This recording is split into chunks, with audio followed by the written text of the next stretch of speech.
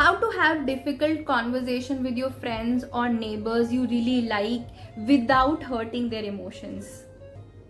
मतलब आपके ऐसे दोस्त, पड़ोसी या ऐसे रिलेटिव जिन्हें आप बहुत पसंद करते हैं, बट किसी पॉइंट ऑफ टाइम पे आपको ऐसा लगता है कि उनसे आपको किसी तरह की क्लियर बात करनी है ताकि वो हर्ट भी ना हो और आपकी पॉइंट्स भी उनके सामने आ जाए। तो आज का टॉपिक है हमारा ये।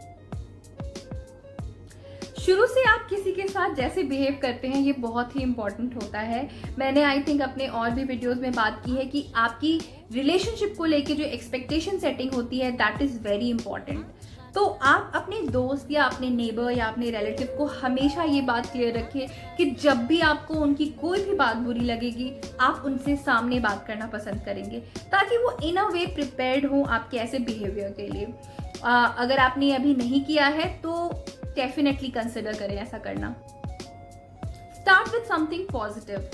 किसी भी डिफिकल्ट कॉन्वर्जेशन को करने का सबसे बेहतरीन तरीका होता है कि आप उनसे रिलेटेड किसी अच्छी बात से शुरू करें। एब्रप्टली किसी बात को किसी फीडबैक की तरफ ले जाना या किसी डिफिकल्ट बात को कह देना या किसी चुभने वाली बात को कह देना समझदारी तो बिल्कुल भी नहीं है। कुछ अच्छी बातें करें। फॉर एग्जाम्पल, अगर आपकी किसी सहेली ने या फ्रेंड ने आपसे कुछ ऐसी बात कही है कि तुमने वेट पुट ऑन कर लिया है या तू तो मोटी हो गई है and you are kind of hurt about it, which ideally you should not be, but कभी कभी बोलने के तरीके से आप हर्ट हो जाते हो तो आप उनसे जाकर कह सकते हो कि आई नो तुमने मुझे ये मेरे अच्छे के लिए, मेरे हेल्थ के लिए कहा है, but you know what, I kind of fail bad about it.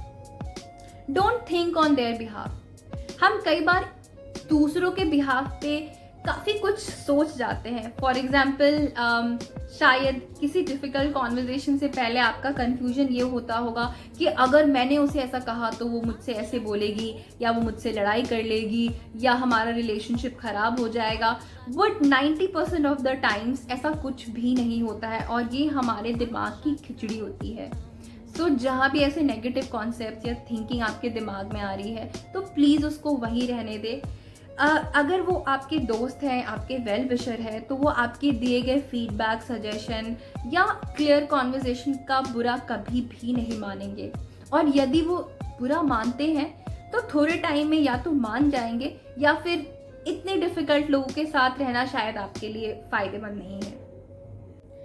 आप कहाँ, कब और किस सिचुएशन में बातें कर रहे हैं ये बहुत इंपॉर्टेंट है। किसी भी कॉन्वर्जेशन या किसी भी फीडबैक की टाइमिंग बहुत इंपॉर्टेंट होती है। ज़रूरी नहीं है कि जिस वक्त आपको कोई बात कही जा रही है आप तुरंत उसका जवाब दे करके उसी वक्त अपनी तलवार निकाल ले, बल्कि शांत दिमाग से सोचे कि क्या इस बात की फर्दर डिस्कशन ज़रूरी भी है या नहीं।